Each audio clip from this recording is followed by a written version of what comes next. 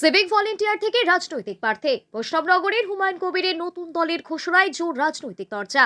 মালদা জেলা বৈষ্ণবনগর বিধানসভায় রাজনৈতিক সমীকরণে নতুন চর্চা। সিভিক ভলেন্টিয়ার হিসেবে কর্মরত মুস্তারা বিবিকে হুমায়ুন কবিরের নতুন দলের প্রার্থী হিসেবে ঘোষণা করা হয়েছে। প্রার্থী তালিকা প্রকাশ্যে আসার পরে মুস্তারা বিবিকে সিভিক ভলেন্টিয়ারের দায়িত্ব থেকে সরিয়ে দেওয়া হয়েছে বলে জানা গেছে। তবে এই সিদ্ধান্তে কোনো আক্ষেপ নেই বলেই জানিয়েছেন তিনি। তার বক্তব্য, নির্বাচনী লড়াই এখন সবচেয়ে বড় চ্যালেঞ্জ এবং জয়ের বিষয়ে তিনি আশাবাদী। মুস্তারা বিবি বৈষ্ণবনগরের বিনননগর এক গ্রাম পঞ্চায়েতের বাসিন্দা। তার স্বামী কুরবান আনসারি একটি স্বেচ্ছাসেবী সংস্থার সঙ্গে যুক্ত। কুরবান আনসারি এর আগে তৃণমূল কংগ্রেসের রাজনীতির সঙ্গে যুক্ত ছিলেন বলে জানা গেছে। প্রার্থী মুস্তারা বিবির দাবি, রাজনীতিতে এটাই তার প্রথম পদার্পণ। প্রার্থী ঘোষণার পর থেকেই সিভিক ভলেন্টিয়ারের পদ থেকে তাকে সরিয়ে দেওয়া হয়েছে। তবে তিনি জানান, দলের সর্বোচ্চ নেতৃত্ব যা নির্দেশ দেবে সেই অনুযায়ী কাজ করবেন এবং নির্বাচনে জয়ের ব্যাপারে তিনি আশাবাদী। এদিকে মুস্তারা বিবির স্বামী কুরবান আনসারি বলেন, আসন্ন নির্বাচনে তাদের মূল লড়াই বিজেপির সঙ্গে। তৃণমূল কংগ্রেসকে তারা এই লড়াইয়ে বড় কোনো ফ্যাক্টর হিসেবে দেখছেন না বলেও মন্তব্য করেন তিনি। তার দাবি, বিগত 5 বছরে বৈষ্ণবনগর বিধানসভায় কি কাজ হয়েছে তার উত্তর মানুষই দেবে। রাজনৈতিক প্রক্রিয়ার স্বরূপ হয়েছে অন্যান্য দলও। মিমের জেলা সভাপতি রেজাউল করিম জানান, কে কোন দল করছে তা নিয়ে তাদের কোনো মাথা ব্যথা নেই। ভোটের ফলাফলই জানিয়ে দেবে মানুষ কাকে সমর্থন করেছে। অন্যদিকে মালদা জেলা তৃণমূল কংগ্রেসের মুখপাত্র আশিস কুণ্ডু হুমায়ুন কবিরের বক্তব্যের তীব্র সমালোচনা করেন এবং তার দল ও বক্তব্যকে গুরুত্ব দিতে নারাজ হন। দক্ষিণ মালদা বিজেপির সহ সভাপতি তারক ঘোষ বলেন, হুমায়ুন কবিরের দল কার্যত তৃণমূল কংগ্রেসেরই অংশ। বিজেপির লক্ষ্য 2026 সালে নির্বাচনে বর্তমান সরকারকে পরাজিত করা। সিভিক ভলেন্টিয়ার থেকে রাজনৈতিক প্রার্থী হওয়া এবং তা ঘিরে প্রশাসনিক ও রাজনৈতিক প্রতিক্রিয়ায় বৈষ্ণবনগর বিধানসভায় নির্বাচনী উত্তাপ ক্রমশ বাড়ছে। এখন নজর ভোটের ময়দানে এই নতুন সমীকরণের প্রভাবের দিকে। টিএমসি করতে। আপনি এমনি কি করেন, মানে কি করতেন আগে? সিভিকের কাজ করতাম কালেশ্বর থানা। কি হয়েছে এই ঘোষণার পর? এই ঘোষণার পর থেকে আমাকে বসিয়ে দেওয়া হয়েছে, সাসপেন্ড করা হয়েছে। আমি তো এমনিতে রাজি ছিলাম না সিভিকের কাজ করার জন্য। যাই হোক, ভালো হয়েছে, বসিয়ে দেওয়া হয়েছে, ভালো হয়েছে। সাহেব তিনি আমাকে যেভাবে এগোতে বলবে আমি সেইভাবেই এগোবো। আমাকে যেভাবে চলতে বলবে সেভাবে চলবো।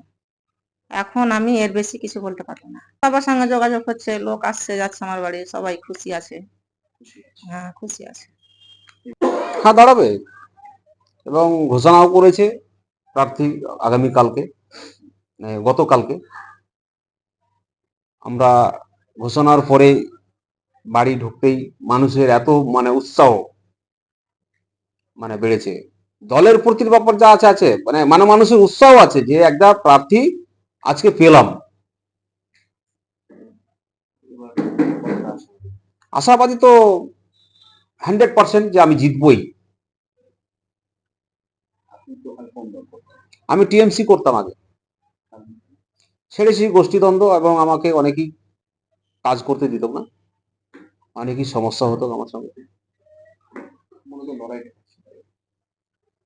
লড়াই আমরা যেটা ভাবছি বিজেপির সঙ্গে সম্ভবত আমাদের লড়াই হবে। না, মোটেই ভয় পায় না। তৃণমূল কংগ্রেসকে আমরা মোটেই ভয় পাই। থার্ড পজিশনে চলে যাবে। দেখুন কি করেছে, মানুষ জবাব দেবে। 5 বছর থেকে কি করেছে বৈষ্ণবনগর বিধানসভার মানুষ জবাব দেবে। হুমায়ুন কবির এটা হচ্ছে টিএমসির কাউন্টার পার্ট। উনি টিএমসিরই তো প্রজেক্ট একটা, তো স্থায়ীভাবে বিজেপিকে সামনে রেখে তিনি ভোট করবেন। তো যাও, বৈষ্ণবনগর যিনি প্রার্থী হয়েছেন একজন মহিলা, আমি তাকে ভালোভাবে চিনিও না, তো প্রার্থী হয়েছেন টিএমসিরই একটা প্রজেক্ট। আমাদের মেন লক্ষ্য এই সরকারকে 2026-এ বিসর্জন দেওয়া। অতএব আমরা লক্ষ্যে অটুট। আগামী 2026 নির্বাচন তৃণমূলের বিসর্জন। লড়াই কি মনে হবে এদের সাথে? দেখুন, লড়াই সেরকম এরা লড়াইয়ের কোনো জায়গা নেই। আমি তো বলে দিলাম একজন আমি নেতৃত্ব, অথচ আমি এই ধরনের যারা প্রার্থী তাকে আমি চিনিই না, তো স্বাভাবিকভাবে লড়াইয়ের কোনো জায়গা আসছে না। হুমায়ুন কবির একদম একটা বদ্ধ উন্মাদের মতো কথা বলছেন। একটা পাগল মানুষ, সকালে এক কথা বলে, বিকেলে এক কথা বলে, প্রতিদিন তার স্টেটমেন্ট চেঞ্জ হচ্ছে। এত বড় বড় কথা বলছেন, যখন ভোটে দাঁড়াবেন দেখবেন নোটার থেকে কম ভোট পাবে। এই বাংলা মুখ্যমন্ত্রী মমতা বন্দ্যোপাধ্যায়ের নেতৃত্বে সারা বাংলার মানুষ লক্ষ্মীর ভান্ডারের পক্ষে রায় দেবে। এখানে নরেন্দ্র মোদী থেকে অমিত শাহ দাঁত ফোটাতে পারে না, তো হুমায়ুন কবির ছাড়েন এসব পাগলের কথা। যেখানে খুশি দাঁড়াক, উনি নিজে দাঁড়িয়ে নোটার থেকে বেশি ভোট পেয়ে দেখাক, নিজে দাঁড়িয়ে নোটার থেকে বেশি ভোট পেয়ে দেখাক, তখন বুঝবো উনি নেতা।